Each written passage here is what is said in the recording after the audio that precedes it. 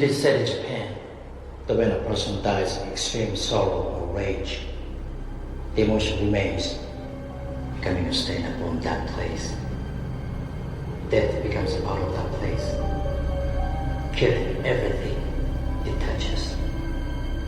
Once you have become a part of it, it may never let you go. Shh, it's the film flamers.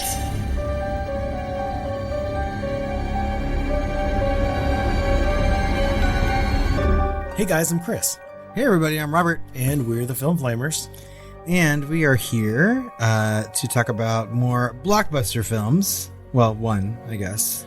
That's true, but also a year ago we deep dove into The Ring and Ringu, right? And so we're actually kind of picking that up with our J-horror series with the Grudge. And over on Patreon we're going to be doing Ju-on, right? That's right. So we're going to be doing a little bit of comparing, contrasting, because these all kind of happened around the same eras, right? So that is correct. And I really enjoyed watching The Grudge when it came out, so I'm super excited to talk about it. And Ju-on is probably my favorite of all the J-horror Really? franchises. Yes. yeah, see, I was thinking maybe the Ring was the better American adaptation, and then like Ju-on was the better original Japanese. We can probably get into that in this episode a little I bit. don't know. I'd have to watch it again. Yeah. Right, as we promised last year. So The Grudge is a 2004 American supernatural horror film directed by Takashi Shimizu, written by Stephen Susco. It's a remake of Shimizu's 2002 Japanese horror film, Ju-on The Grudge. It's the first installment in the Grudge film series, at least in America, and it stars Sarah Michelle Gellar of Buffy fame, Jason Behr, KaDee Strickland, Clea DuVall, and Bill Pullman. Takako Fuji, Yuya Ozeki, and Takashi Matsuyama portray the main family members from the original films. The film was produced by Sam Raimi, Robert Tapert, and Takashige Ichise. Oh my god. You close your eyes, you'd swear you're in Tokyo. Who brought Shimizu, director of the original Japanese films, to the US for the remake. The music for the film was composed by horror score aficionado Christopher Young. Okay, listeners. When someone dies in the grip of a powerful rage, a curse is born. The curse gathers in that place of death. Those who encounter it will be consumed by its fury. This is The Grudge.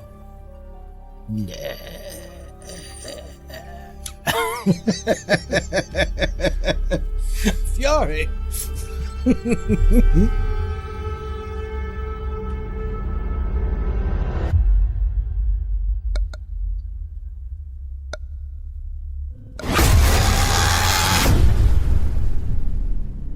Your first visit alone. Just make sure she has what she needs and help out around the house. It is said in Japan that when a person dies in extreme sorrow or rage, death becomes a part of that place, killing everything.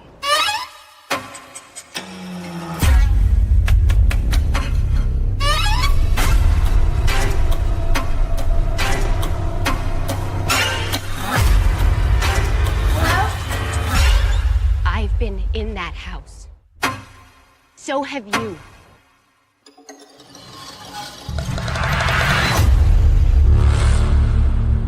Em and I were alone in that room. I think there was something else there with us.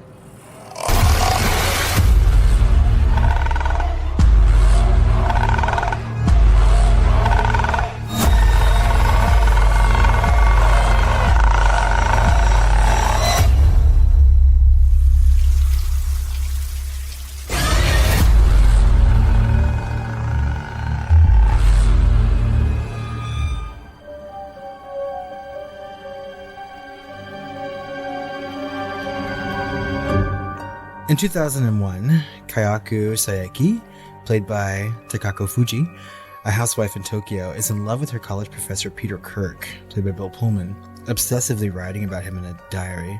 Her jealous husband, Takeo, discovers the diary and believes Kayako is having an affair. In a fit of pure rage, he brutally murders her, their young son Toshio, and their little cat too. After Takeo hides the bodies in the house, Kayako's ghost hangs him with strands of her hair. After receiving the latest in a long line of obsessive letters from Kayako, Professor Peter visits the Saeki house, only to find her and Takeo's corpses and Toshio's ghosts and their little cat too. Shocked and horrified, he flees the scene and commits suicide the next day. The remainder of the Saeki family rises again as restless ghosts due to the curse, but especially Kayako, who appears as a powerful Onryo, a Japanese poltergeist capable of causing untold harms to its victims, or even the world at large. 3 years later, in 2004, the Williams family moves into the Saeki house from America, while Matt, played by William Mapother, is thrilled with the house. His wife Jennifer, played by Clea DuVall, and dementia-ridden mother, Emma, played by Grace Zabriskie, feel uncomfortable. The former experiencing culture shock and feeling lost and helpless as she can't speak Japanese, and the latter sensing that something is wrong with the house. The curse quickly consumes Matt and Jennifer. Matt's sister Susan is also haunted as the curse follows her back to both her workplace and apartment, where she disappears without a trace after being attacked between the sheets by Kayako. Yoko, a care worker, arrives at the house to find Emma alone before she encounters Kayako, who drags her up by her hair into the attic. Concerned about Yoko's disappearance, her employer, Alex, played by Ted Raimi, sends another care worker, Karen Davis, played by Sarah Michelle Gellar, to take over the care of the mother, Emma. Karen discovers Toshio sealed up in a wardrobe at the house and later witnesses Kayaku's spirit descending from the ceilings to claim Emma. Alex arrives at the house and finds Emma dead and Karen in shock. He calls the police, who come with Detective Nakagawa. In the attic, Nakagawa and his partner, Igarashi, find Matt and Jennifer's bodies along with the human's bloody lower jaw. While leaving work, Alex is killed by Yoko's jawless corpse. Kayako begins haunting Karen, who informs her boyfriend Doug, played by Jason Behr, of the situation. Unable to call a manager, Karen researches the house herself. Eventually confronting Detective Nakagawa, who explains that the curse consumed 3 of his colleagues investigating the Saeki deaths 3 years earlier. That night, Detective Nakagawa carries gasoline into the house to burn it down, but is killed by the still enraged husband, Takeo. Meanwhile, Karen races to the house after learning Doug has ventured there to look for her. She finds Doug paralyzed and attempts to flee with him. Kayako crawls down the stairs and latches onto Doug, who dies of shock. As Kayako closes in, Karen sees the gasoline and ignites it, setting the house aflame. Karen wakes in the hospital, where she learns that the house also survived the fire. When visiting Doug's body, Karen realizes that Kayako still haunts her, and in a horrific vision, she is given the realization that Kayako, in English, means Karen. The world is doomed. Doomed!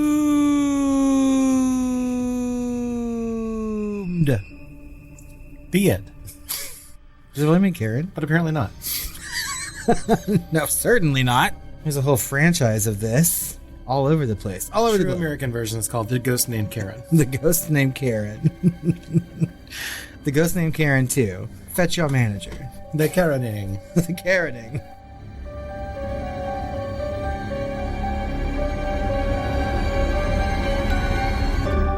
The Grudge was released on October 22nd, 2004, getting a head start on Halloween week. The film grossed almost $40 million opening weekend, far exceeding studio predictions and securing the #1 spot at the box office.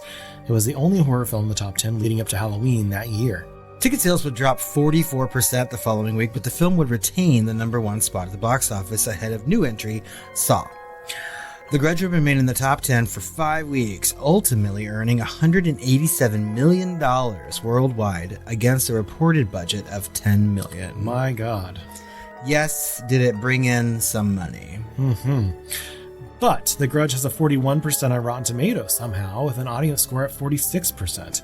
The site's consensus reads, quote, "There's some creepy imagery to be found, but not much in the way of logic or true jarring scenes." I disagree. Me too. I find it completely logical. I don't know what's not logical about it in this supernatural horror movie.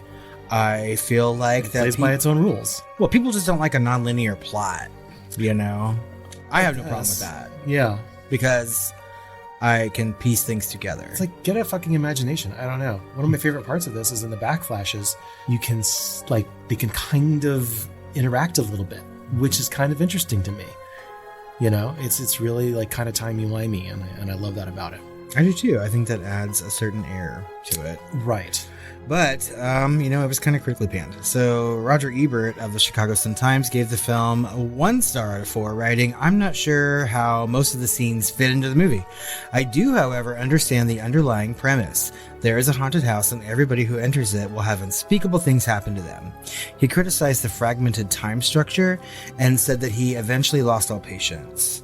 Brian Rentshire of Screen Rant gave an overall positive review, but in the end unfavorably compared the film to The Ring, writing writer-director Takashi Shimizu, who also wrote and directed the original, does a decent job of setting the mood of the film and, to a lesser extent, developing the storyline. But to be so similar to a movie that came out only 2 years ago, it's a tough obstacle to overcome. I don't think this movie is like The Ring at all. No. God, racist or something. It is. Just because it's based on Japanese film doesn't mean that it's a similar movie. Kevin Thomas of the Los Angeles Times wrote, quote, "A convoluted plot makes it hard for the viewer to track the action and to become involved with any of the characters, including Gellar's perfectly nice, perfectly ordinary student. This makes it all the harder to go along with all the haunted house horrors that ensnare her." He ended his review with, quote, "The Grudge is a fairly faithful adaptation of Shimizu's Ju-on, which in turn was based on his direct-to-video version, which in turn also spawned a direct-to-video sequel. More than anything, The Grudge suggests that it's time for Shimizu to move on," which actually is not true. Yeah. This author did not pay attention enough to know that actually this is a remake of the 3rd and 4th movie. Mm-hmm. Scott Foundus of Variety wrote, "This project might have been more successful if Shimizu had style or atmosphere to substitute for his canned scares, cardboard compositions, and flaccid cutting." Flaccid? I think it's workmanlike. Flaccid? No. Okay, I disagree with... I think everyone jumped on a bandwagon. I think Roger Ebert set the tone and everyone jumped on it. Yeah, because and we'll get into our own ratings of this movie toward the end of the episode like we always do, but I feel like in a year where there were very, very few horror movies being released at the theater, this was a really, really good example of like early 2000s horror, in my opinion, when in that time frame we were given like a sea of trash. So I don't know. Right. I felt like the Grudge and The Ring were kind of diamond in the rough. During that time. They were, and I'm not saying that some of the other movies that came out around then they were fun. Like Saw to me is a really good movie. Yeah, completely kind of different genre though. Yeah, it is. Subgenre of horror for sure. But and Saw would make nowhere near as much money as this movie did. Like this movie reached a lot of people. So yeah. It does have some accolades and legacy. At the Saturn Awards, it was nominated for Best Horror Film, but it lost to Shaun of the Dead. Kind of rightly. Yeah. Fangoria Chainsaw Awards, it was nominated for Worst Film, but lost to The Village. Fuck you, The Village is good too. It did win Best Score, though, for Christopher Young. That's right, rightfully so. And at the Golden Schmoes, it was nominated for Best Horror Movie, but it lost to Saw. Okay. Yeah, hard movie, or hard year, rather. I mean, it is.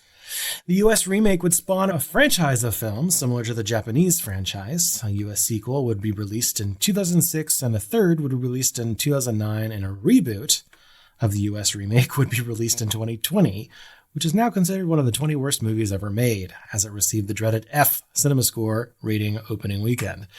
And if you want to know our thoughts on that film, check out our hot take episode on it. So over in Japan, the franchise is also living on. Just several years ago in 2016, a movie called Kayaku vs. Sadako was made, pitting the villains from the Grudge series, or Ju-on as it is in Japan, and Ringu together in an epic face-off. And I've never seen this movie, but it has been on Shudder and I need to watch it. We've been told by listeners that is good. Yeah, like I kind of want to watch it now. But also in 2020, a series hit Netflix after airing in Japan called Ju-on Origins. So I feel like that the franchise, I feel like the franchise is living on in Japan way more popularly and much better than it is over here in America. I agree. And there's just a lot, right? Like Takashi Shimizu, the director and also, of course, creator of the original film, was hired to direct The Grudge, which he was actually excited to do because he wanted to perfect, even more. Of course, this is by an American screenwriter, but Sam Raimi, I think, really was kind of behind this and produced it through his Ghost House Pictures banner, which I really always was excited to see back in the day. Very much so. Right. And so this started with Ju-on the Curse from 2000 and Ju-on the Curse 2, and then Ju-on the Grudge from 2002 and the Grudge 2 from 2003, right? So all of this is 4 actual, not direct-to-video. At least the Curse and the Curse 2, I think, were direct-to-video, but the Grudge and the Grudge 2 were actual theatrical releases in Japan. I think that the Curse and the Curse 2 are actually like shorter films too. So no, actually, I don't really, think so, right? And of course, then we got the Grudge and the Grudge 2 in 2004 and 2006 from the American market. But this franchise actually began in 1998 with the release of short films. Okay, which is called Karasumi and 44444444444. Easy to remember. Shimizu attended the Film School of Tokyo, where he studied under Kiyoshi Kurosawa, who actually did The Cure and Pulse. But Kurosawa helped Shimizu shepherd the Ju-on projects to actual fruition.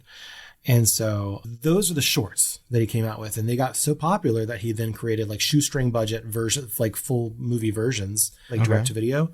And then those theatricals, The Grudge and The Grudge 2 came out. So this is kind of a story in 6 parts, if you include the American versions. And then later on, future Ju-on sequels out of that.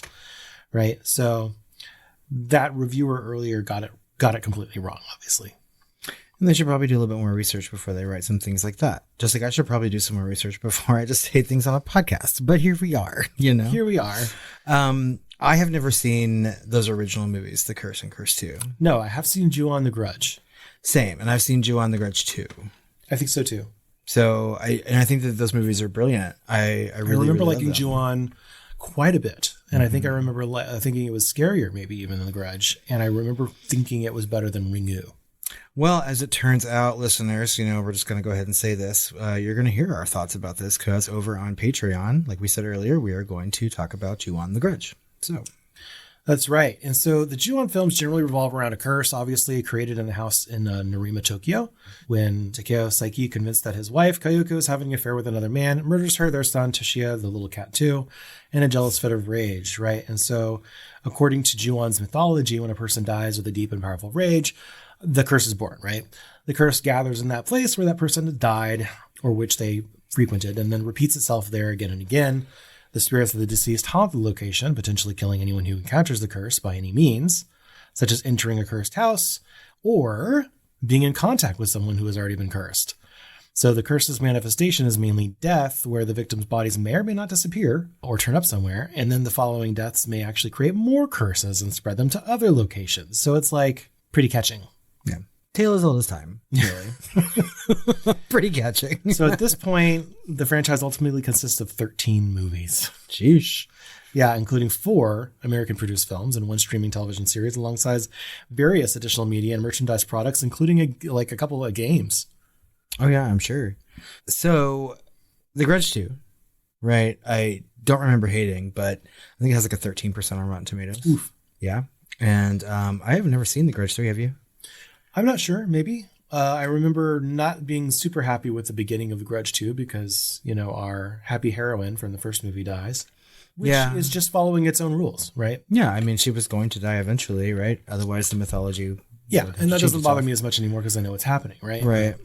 Shimizu stated in an interview that the inspiration for Ju-on actually came from his own personal fears as a child and from a Japanese Buto dance group that would paint their nude body as white and then perform. And Shimizu found the performance so frightening, he decided to paint his ghosts white in his movie. He also mentioned that the rise in the number of domestic abuse cases emerging in Japan during the production of his previous films gave him ideas about the origins and motivations of his own ghosts. Oh my God. That's a terrible thing to be like motivated by or influenced by. But I mean, it really does create a really like scary sense and background for this movie, right? But the first 2 films, like we said, were called V cinema, so that's the term, or direct-to-video releases, but they became surprise hits as a result of favorable word of mouth.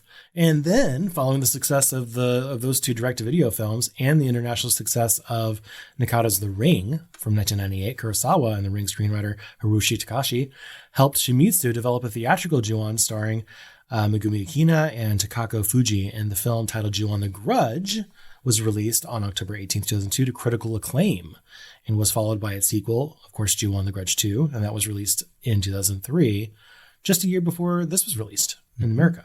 Okay. So, about a dozen films over. A crossover with the Ring franchise, like we just said, Tsudaku versus Kayako was released in 2016, and we definitely need to go over on Shudder and watch that. Because I feel like it would be a lot of fun. You know what I mean? Especially now that we've covered both of these movies, and at least both of the Japanese movies.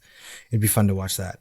I also feel like Shimizu like really started something by painting his ghosts white. You know what I mean? And they're much whiter, I think, like more unrealistically whiter in the original Ju-On movies. Yes. Right? Versus the American is a little toned down, a little more like Tim Burton versus like in the Grudge, they're like stark white. Yeah, because there are moments in that movie, especially with, Toshio popping up. And I'm like, that boy, like, they used a lot of white paint on that child. Yeah.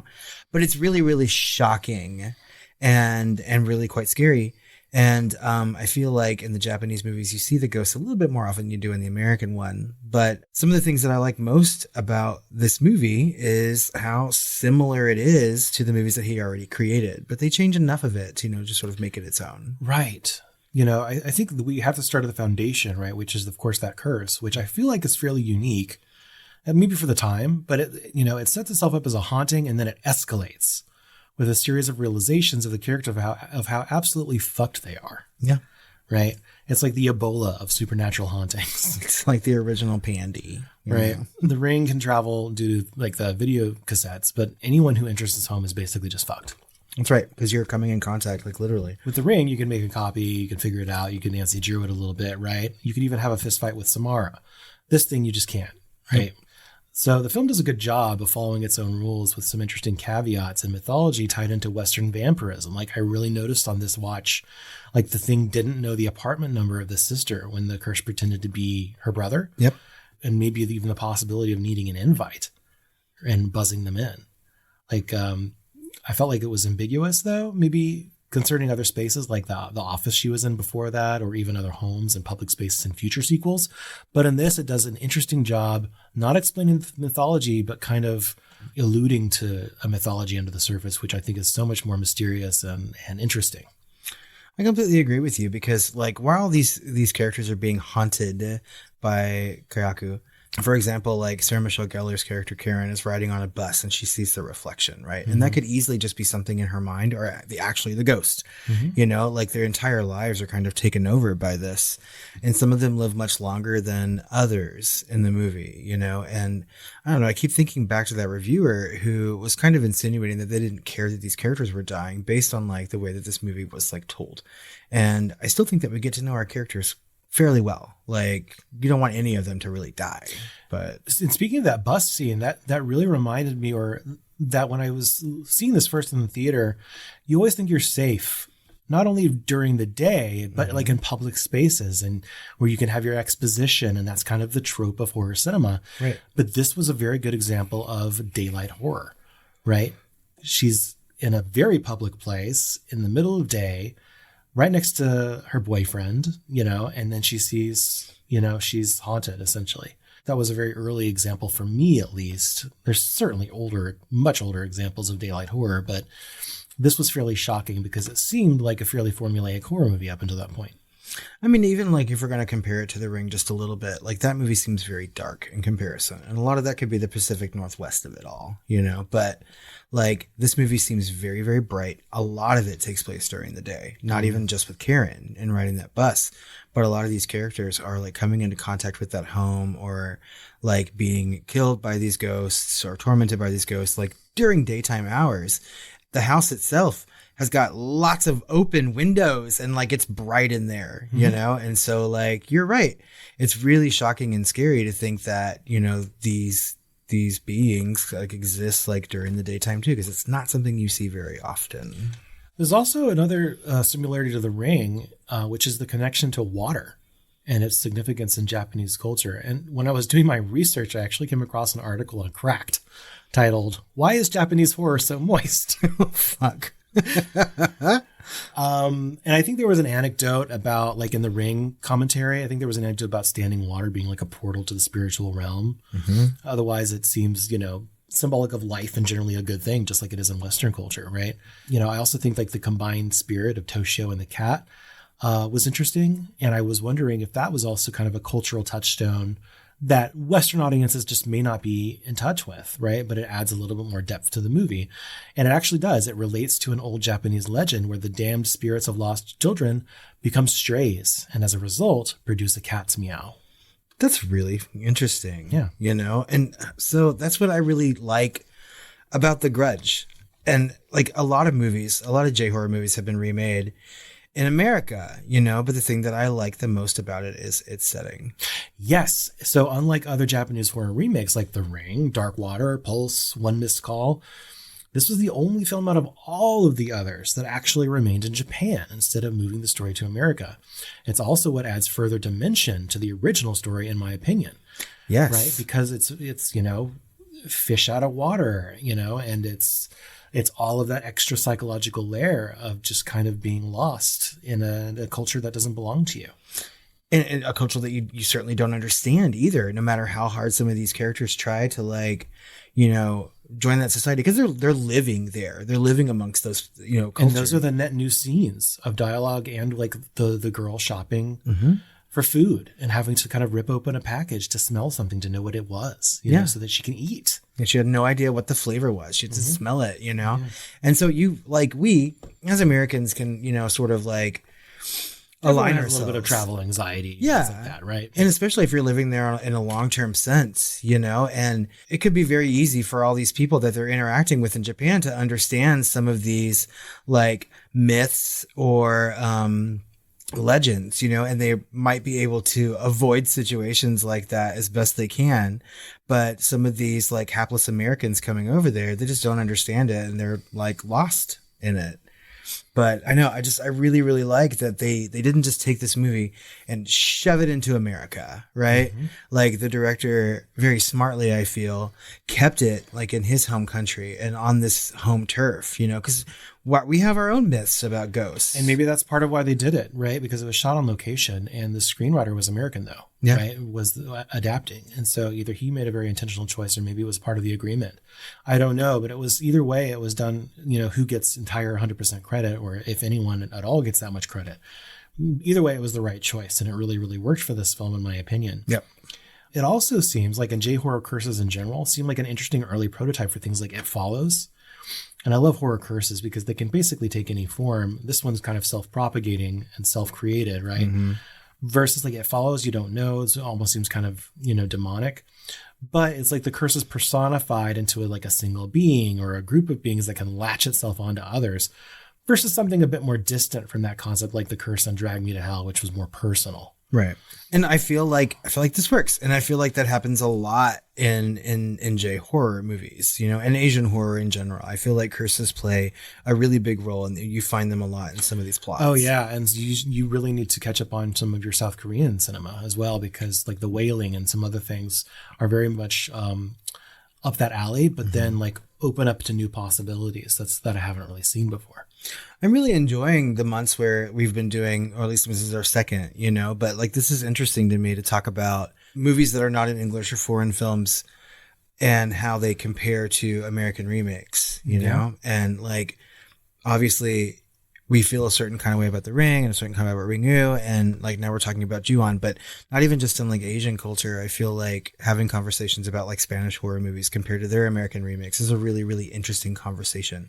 The thing is that this is probably going to be one of the only ones where we get to talk about the original and the remake so closely and how they're just in the same like part of the world. Right. And they were made basically a year apart from each other. That's right. It's so strange. There's also, you know, themes, the power of rage, jealousy, crimes of passion, of course, that we all know about. Misery is contagious. Very much so in this movie. Like no one seems happy in this movie. Yeah. There's also that extra dimension, right? The foreigner feeling of being lost, anxious, afraid, paranoid, or even trapped in an open space, right? Almost claustrophobic in those public spaces because there is no help. There's no one that can understand you. A lot of that is also kind of feeds into that daylight horror that we talked about. But I mean, at the end of the day, we need to keep it real. This isn't really trying to tell a story about any of those things. It's a very human story, but this is really horror for horror's sake. That's right. I mean, because you are correct. At the end of the day, this movie is a series of vignettes about people dying. This isn't like Parasite, right? Where No. it's actually social commentary. This No. is not any of that. This is trying to tell a scary story based on a lot of cultural touchstones, and then a reaction to the cultural touchstones from being on the outside, which is built into the plot of the movie diegetically, which is kind of genius. And I agree. And I mean, like, you're right. Like being trapped in open spaces, but also like being trapped in your own choices, I feel is a really like big theme in this movie. Yep. Trapped in the relationships that you've chosen to be in, right? Both for like the ghosts and for the people who encounter them. Oh, I didn't think about it that way. Yeah, You're right. so Because the girl is there because of her husband. And, you know, I don't know, the sister already has a job there. And, you know, the mother's kind of trapped in that house and is victimized by the isolation that is caused as well. You know, and then Sarah Michelle Gellar's character is there because of her boyfriend. That's right, because he's studying abroad, so she goes with him. Yep. You know, and then like Kayako obviously is in a relationship. I mean, and later on in other Grudge and Ju-on installments, we get a little bit more of what their relationship is like, you know, and about Kayaku's past before she even met him. But like everyone in this movie is kind of trapped, both in their lives and in eventually what would cause their death. Like there's just no escaping the trap. Yeah. So I think it's really, really interesting. But you're right. Horror for horror's sake, because this movie goes along in clips told in a non-linear fashion, but every single clip, for the most part, ends with someone dying. Right. To me, maybe I've seen this movie enough times that it wasn't jarring to me at all. Like, Yeah, I don't think it's jarring. and I was following it pretty well. Well, and I feel like throughout the 90s, especially after Pulp Fiction, like there were a lot of non-linear stories being made, you know, so I don't think that it's impossible to watch or understand. And the people that I know who have seen this movie liked it, and they didn't have a problem with it, you know, so critically, I don't understand why it's such a big deal. I feel like the last time I watched The Grudge, aside from this rewatch, was probably like 10 years or so ago. Like I really like it. Like I don't let this movie fall by the wayside too much, but, I think that it's told in a really interesting way. So Right. And I think that it's technically really well done too. Now, I did say like the directors used to really shoestring like workman-like direction. right. I think it's all very competent. I don't agree that the editing is bad. I thought the music by Christopher Young, who of course we mentioned is a horror score aficionado. He did little movies like Hellraiser, Nightmare on Elm Street 2, Copycat, our first deep dive episode, Species, Urban Legend, The Gift, another Sam Raimi movie, right? Drag Me to Hell, another Sam Raimi movie, and like the quintessential horror score, right?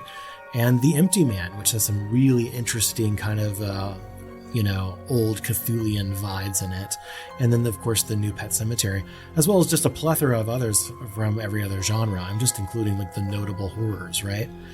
And so this is not an exception. This is an amazing score. Obviously, it won Best Score at that, Fangoria Chainsaw Awards. Fangoria, yeah. And I mean, like Christopher Young was an entry on both of our top 10 lists for top 10 horror scores, right? I think for Hellraiser, and I assume that Drag Me to Hell was on there as well. I just need to remind myself. But like the music in this movie really, really works. Like from the opening credits to the end. There's a little bit of a copy going on because Hans Zimmer did such an amazing job on the Ring score. Yeah. And there was a little bit of like Glockenspiel thing going on, right? Which is, of course, also coming from Suspiria, right? So it's like he echoed Suspiria there in the Ring. And then I think Christopher Young was told, please do something like Hans Zimmer's The Ring. Well, yeah, because I don't think that... And so there's a little bit of that in here, and it's just not quite as good in that sense. And when it's not trying to be that, it's at its best. While I feel like comparing this to The Ring is silly, because they're not the same kind of movie. They don't even have the same kind of plot, really. They're I both think the about curses. producers compared it to The Ring. Yes. And were trying to Exactly. capitalize. I feel like The Ring made a lot of money, and they were like, okay, what's the next big Japanese property that we can bring to America? And I assume, and I don't know if this is true or not, I'm sure that Sam Raimi had seen Ju-on and was just like, hey, this movie's amazing, let's bring it to America. Well, the Ju-on The Grudge had benefited from The Ring's success in Japan, so they were hoping that it would do the same thing in America. And it did. It did. So Very much so. I can't say the same for a lot of these other J-horror remakes that eventually made their way, to America. I like the escalation some of them have, especially like in Pulse. I think Pulse is a decent film. I like the story of it more than the execution, right? But one thing that I still, like, while we're still talking about like the technical side of things, I have to say, like, on this watch, I really, really enjoyed the sound design. Like the creaks in the stairs and the surround sound that they're doing. Like if you can actually watch this on surround sound, if you actually manage to get a copy of this movie, which is hard to find without commercials, or unless you own the DVD, like we luckily did, or Robert, the you part of we, like the sound is just kind of amazing. In addition to the music, like I said, the house is creaking and the stairs, and they kind of transition those sounds into the sounds of death, you know, of what's her face? Her croak, her death croak? Her death croak. Yeah. And they're like changing a lot of different, you know, environmental sounds into sounds that become kind of anthropomorphized a little bit into the situation. I loved that there's like a bell outside in the trees or something like that that's ringing and then kind of inverts when something spooky starts happening. And it's just really, really good sound design that didn't have to kind of go all out, but it did. It went hard. And I really enjoyed the shit out of the sound design in this movie. And I would agree. I mean, something like those wind chimes, like if you don't hear it, if you're not paying attention to when it changes, you know what I mean? You can completely miss it, you know? And I think that when things are done so subtly like that, like it's really, really amazing and very, very powerful. Well, the positional audio in this is really great too. Like even though it's 5.1, it's not like Dolby Atmos or anything, but things in the attic sound like they're coming from the attic. And, you know, the pitter patter of feet that might be cat or could be kid, and you know, all of the sound design they did between the cat and the kid and things like that, with the really interesting like transitional sounds that could be environment or person or thing, like it keeps you guessing as far as the soundscape. There's almost nothing else like it, and I think it definitely deserves something. I completely agree with you, and I also feel like the croak. Okay, the death croak is famous from this movie, and I think that's really, really fucking effective. You know, the first time that I saw this movie in the theater, and I had not seen Ju-on before. The Grudge was my first like foray into this universe, and that fucking croak, I was like, this is brilliant, just brilliant. Yes, and it was like a whole theme, right? Because she was, you know, some of it was cut, right? But you kind of know how she died if you see the original Ju-on or the extended unrated version of this, which we did not have. Well, damn it. Good damn it. Good damn it. But I love it when they give someone a catchphrase, and this catchphrase isn't even a word. It's just a fucking noise. And I think that it's great, you know, something that will last through all of the iterations of this movie, you know? And it's scary. So, I mean, because I remember seeing this in the theater for the first time, and I went with a friend, and then like we left and we walked into the bathroom, and there were other people in there, but I'm like standing there, I was taking a piss as one does. And my friend was several like urinals down, and he was just making that fucking croak sound. And I was just like, if you don't stop. Yeah. I did that to my sister because we were living together at the time, and I would do that to her. And the Ring came out too, and I would call her and say, before she actually saw the movie, I called her and left a voicemail. I was like, you'll die in 7 days. Love it. See, it's these things that just made a lasting impression. Last but not least, we should probably talk about this cast. Yeah, there's a lot of people in this movie. Yeah, they are legion, right? And of course, this is headlined by Sarah Michelle Gellar of Buffy fame et al. As Karen Davis, the exchange student. You know, she does a good job. I don't know that it's a special performance or anything, but she does exactly what she's supposed to do. Well, I mean, we've talked about Buffy a lot on this podcast in a passing kind of way. And this is the first official time that we can actually talk about Sarah Michelle Gellar, you know, like just in general as an actress. So, and I feel like from a feature standpoint, the only other time we might be able to do that is with I Know What You Did Last Summer, you know? Right. There might be some adjacency with Cruel Intentions, maybe. I don't know. Yeah. Very, very lightly. But I mean, I think she's decent in this movie. I don't think that she's given a lot to do. And in fact, as we go through some of the rest of these cast members, she's less in this movie than you would expect because of all those flashbacks. Because this is told in a series of like vignettes, right? And so the person you would think would have the most screen time really doesn't. She probably gets as much screen time as anybody else, maybe just a little bit more. Right. You know? Of course, she's coupled with Jason Behr as Doug. Now he had a little bit of a movie thing, I think in the early thousands, and then he kind of transitioned strictly to TV mostly. Yeah, he was like Roswell or some shit like that. Yeah. And now he's on Supergirl, I think. Is he really? as like one of those Superman people from. I think he also had a cameo in Buffy at one point. Yes, he was. Yeah, he did. Meanwhile, we've got the Williams family. William Mapother, who is, of course, first cousin to Tom Cruise, if you notice that nose. I did not realize that. No. I like him whenever he shows up. He always does a good job. He was on Lost as kind of a bad guy, and I liked him. Clea DuVall, who's always fun to see. She was also in Buffy. Yes, and in The Faculty, which we covered in the deep dive. That's right. Always fun to see. And then KaDee Strickland as the sister, Matt's sister, who was great, I thought.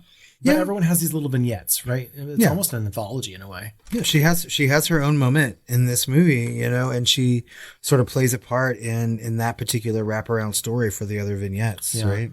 And we've got Grace Zabriskie as the grandma or the mother, I guess. Emma Williams, who kind of requiemed my dream a little bit. Yeah, she looked an awful lot like Ellen Burstyn. She does. From that particular role. Every time I see it, I'm like, is that Ellen Burstyn? And then I have to remind myself almost said it out loud last night. I was like, oh, I forgot Ellen Burstyn was in this movie. And I was like, that's not Ellen Burstyn. Nope. But she did a great job, even though she didn't have any lines. I think she whispered something, and that's it. Otherwise, she does all of her acting with her I just want her to face. leave me alone. Yeah. Yeah. Yeah, that's right. And that's like all that she says. Yeah. But she did a great job just acting with her eyes. and Yeah, everything. she's like a really good, like, She had a hard job and she did it. She pulled it off. Meanwhile, we've got Bill Pullman, which is so random to me. Although he does kind of look like, you know, that hippie, you know, crossover Japanese professor at a college. It seems believable. Well cast, sure. It's so weird. Like the two times that we see him in this movie, we see him in kind of like the opening, and then we see his vignette, and he looks so incredibly like scared and forlorn at the same time. You know, in the opening, The beginning of this movie, I remember, shocked me the first time. Yeah. I was like, oh, it's Bill Pullman, and then he instantly dies. Yep. And even this watch actually kind of shocked me a little bit because like they got Bill Pullman and they just killed him off, and I forgot that we go kind of out of order in the vignettes as well. Yep.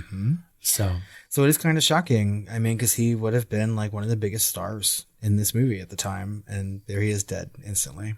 Yeah. And Rosa Blasi as, I guess, his wife, who's got a really bit part in this, you know, but they dress her up like a kind of like a hooker later on. It's so weird. Like Sarah Michelle Gellar, Karen, you know, shows up over there at the house to get some information about Peter, and she's like wearing this like asymmetrical sleeveless dress with like a full beat on her face, and I'm just like, why?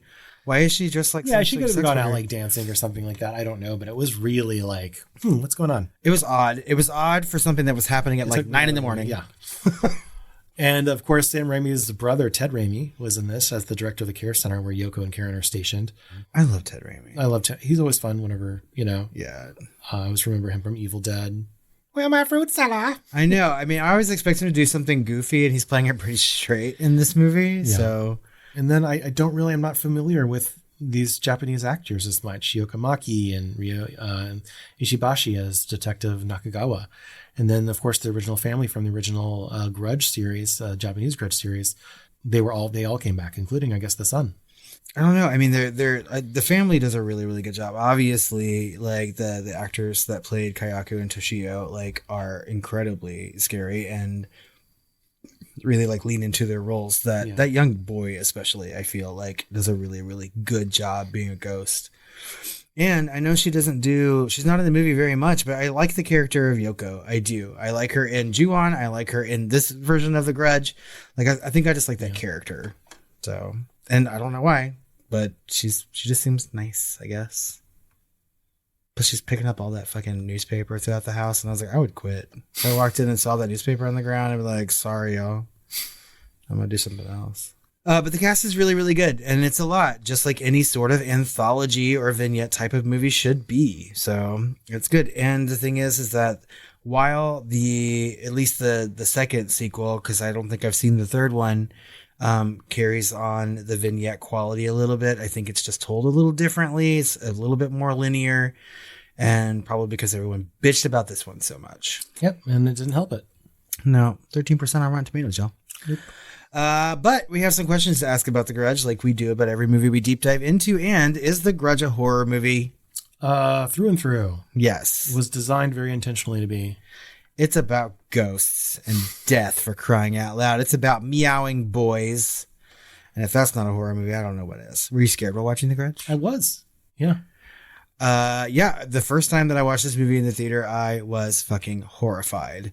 And I was scared for like days after watching. It was one of the first movies with like unnatural movement and quick cuts and movement and stuff too in horror, if not the first that I know of. And so it was very, very unique. The end was terrifying. The whole thing was disturbing. I remember my sister was scared for weeks after, you know. Kayako walking down the stairs all like disjointedly while croaking, and then like really only seeing one eye amongst like the long hair. And the moistness of it all just really combined to make a very, very scary moment that like really affected me, and something that I will never forget. Like I'm just truly horrified of that ghost. And as we get into the Japanese original over on Patreon, I'm sure I'll be talking about how much that movie scared me, because that movie scared me even more than this one. I think it's even scarier. Sure. Yeah. So out of 5 stars, what would you rate The Grudge? I rated it 4 stars. Same.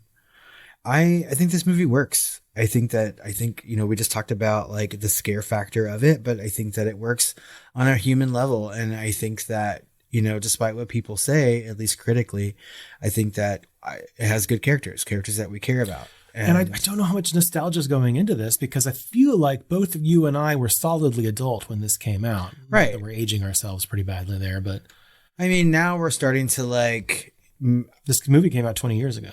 Exactly. Shit, you know, this might be actually the 20th anniversary. 2006, almost. Oh, I thought it was 2004. Oh, was it? Because something came out in 2006. I can't even remember it now. This is 2004. Oh shit, 20th anniversary, yo. We did it again. But yeah, I don't have any nostalgia from my 20s yet, but I guess if I did, The Grudge would be a part of that. But no, I think that like my rating for this is just strictly based on merit. Yeah. And it's scary, it's effective, it's technically well done. I really love the sound design. I love the music. I love seeing Sarah Michelle Gellar in genre. Yep. You know, it was all just really, really competently done. It's a classic story. It's a window into Japanese folklore a little bit as well. And, you know, it helps do its part to kind of bring a renaissance to American horror along with The Ring. I would agree with that fully. And if you want to hear us talk about that more, then go listen to our deep dive on The Ring. Definitely go listen to that. And the synopsis for Ring too, because it's hilarious. I don't know how I made it through. I don't. That's the thing too. I really like that they retained a lot of the Japanese culture in this movie. I think it's just a really, really well made horror movie, and I never get tired of watching it. So same. But finally, and maybe most importantly, who's the hottest guy in The Grudge?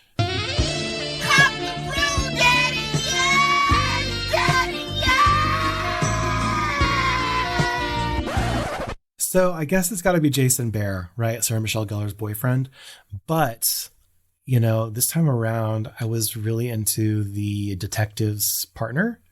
Okay. Who goes up and like really broad shouldered, goes up in the attic with them, but I couldn't find his name. Oh, he calls him his assistant, right? Yeah. Yeah, he was attractive. And so was Jason Behr, but I don't know why this whole time watching it, I was like, you know, Ted Raimi's kind of cute.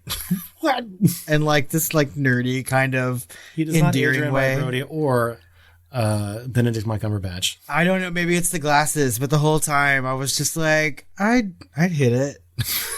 You know? Not Jason Behr? I mean, I'd also hit Jason Behr, but with my fist, you know? That's right in the name. I don't know. Ted Raimi for the win this time. I think he's a cutie. Do you have some fun facts for me? I kind of do. Yeah. Okay. So Jason Behr met KaDee Strickland, you know, the sister in the office building, the high-rise apartment, on the set of this film. And both began dating due to their interest in Japanese culture, which is why they accepted their roles in the film to begin with, despite not sharing any scenes together. But they eventually married 2 years later. And as far as I can tell, they are still married. Oh my God. What a good love story. Yeah. Okay. Because they didn't have any scenes together. How the fuck did they meet on set? They were just probably had cast meetings and parties and things like that. You know? I guess so. They were all on location. Yeah, I guess there are things where people have to be together. They get to go to Japan for a couple months, you know. Yeah, I want to go to Japan. They're going to meet. So next up, apparently the snapping and popping sounds that accompany the appearance of Kayako Saki were made with a hair comb that then transition into the director's voice doing the Oh. How did So they make when it with a hair comb? Like doing, going down. Oh, yeah. Okay. Yeah, but in the sound, they can make the sound go deeper, right? Mm-hmm. And then they transition it with human voice. And like I said, the sound design is really, really well done. That's kind of brilliant to do something like that. Yep. It's thinking outside the box. So on the DVD and Blu-ray commentary, Sarah Michelle Gellar remembers that Jason Behr had previously guest starred on her show Buffy the Vampire Slayer on an episode from 1997 called Lie to Me, but did not remember Clea DuVall, who had also appeared in one story, Out of Mind, Out of Sight from 1997. Yes. As a girl who turns invisible. And obviously that's because Gellar never had any scenes with DuVall's character while she was visible, so the actress never actually met.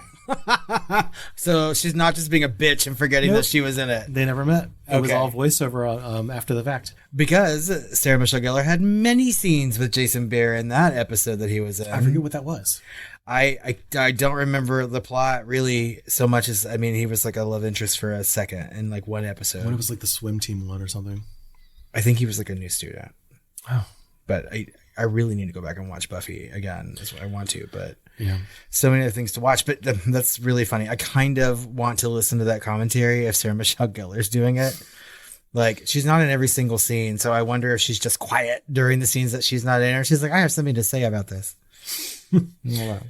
Next up, due to American violence rating and the commitment to a PG-13 rating for some reason, the off-screen implication that Takeo repeatedly stabbed Kayuka with a box cutter was omitted from the film. Although it was present in the original film. Mm-hmm. This is why she is covered in blood in the iconic staircase sequence.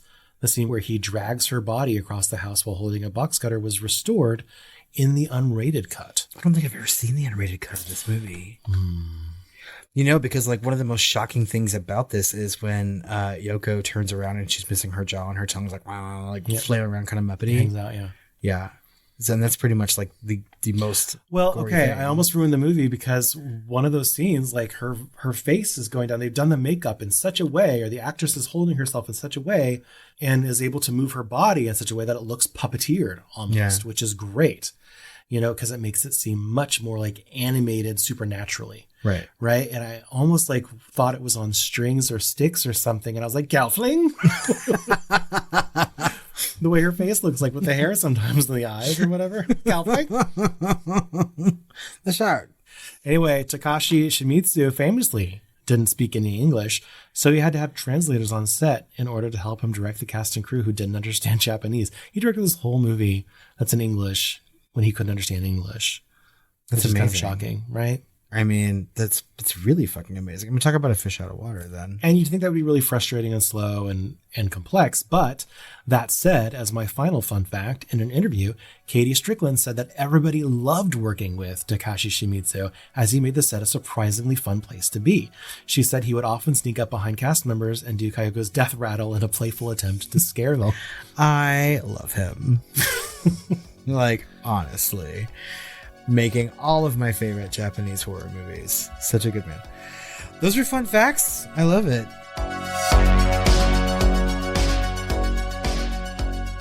Well, I think that just about wraps up our conversation on The Grudge, the American remake. As always, we would like to know what you think about this movie and the franchise in general. Find us on social media at The Film Flamers on Twitter, Facebook, or Instagram. You can email us at tiredqueens@filmflamers.com.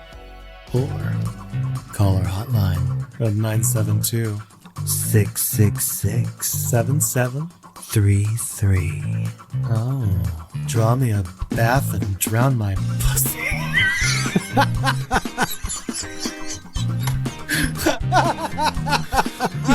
Just came out.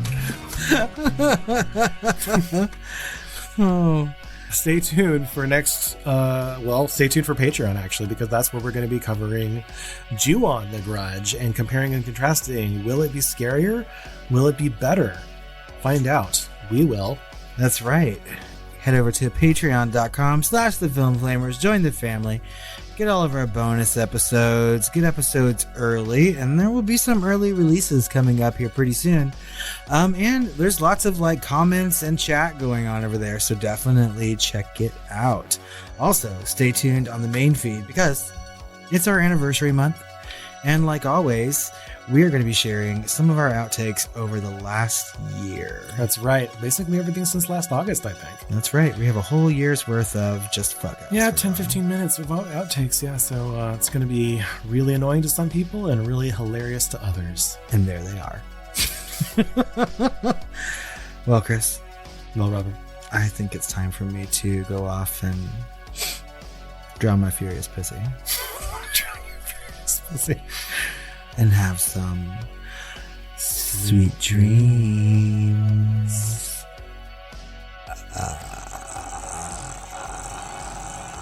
I feel like I could do it really so gives much you gas. I mean, oh my God.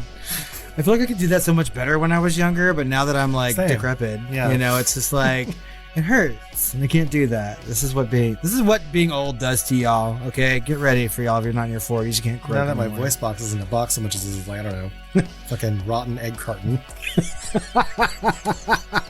Jesus.